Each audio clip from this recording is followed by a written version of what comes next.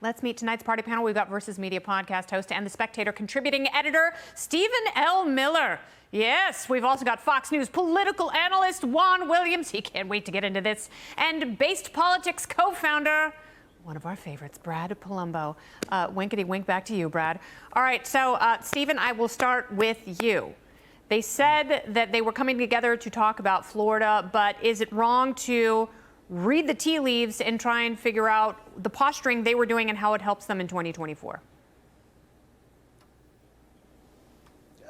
No. I mean, people are going to do that regardless, and we don't know what the Florida governor's plans are yet.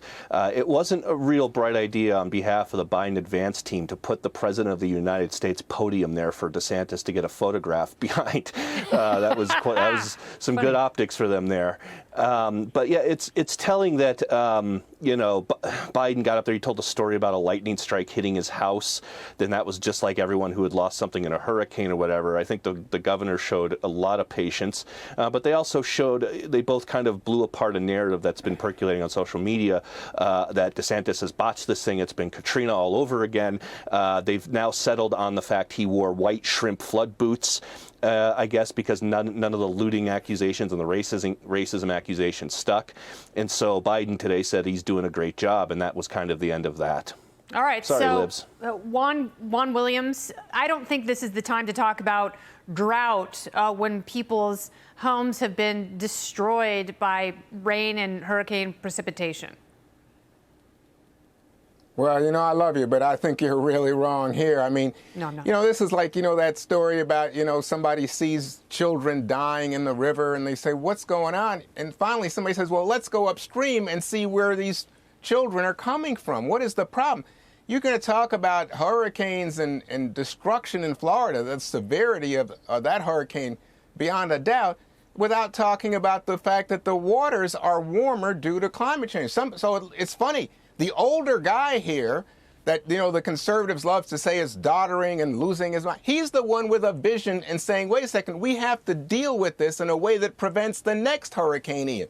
To me, that's a political leader.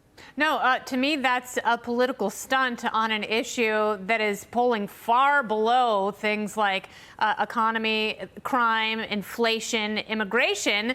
And yeah, that might all be well and good, but there is nothing to say that this hurricane was caused directly by climate change, but the hurricane directly caused death and destruction, and that's what has to be addressed right now. People's immediate needs, not some long-term philosophical win for progressives.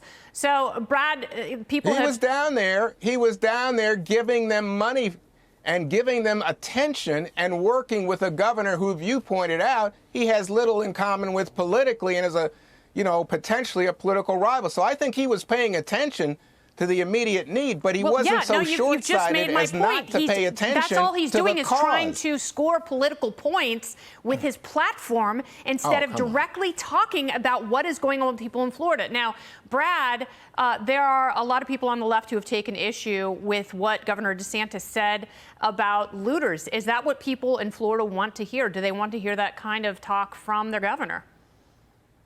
Yeah, they do, and they should, because what DeSantis said about looters is just based. I don't know how anyone can get outraged over this. Your outrage should be for people who would loot after a natural disaster, when people are struggling to survive, go out and try and rob them, get rich quick. That's who deserves our outrage, frankly, and DeSantis is right that that's part of the Second Amendment. He says Florida is a Second Amendment state. Mess around and find out. That's exactly what looters deserve. Because even in the best of times, when seconds count, the police can be minutes away. In the aftermath of a disaster zone, the police might not be able to get to you for hours. And it's just another reminder why I would much rather be in a state that respects people's right to Second Amendment and self-defense than one of these blue states like New York that does everything they can to disarm their law-abiding citizens. So the outrage over what DeSantis said is much ado about nothing, because if anything, what he said is pretty base.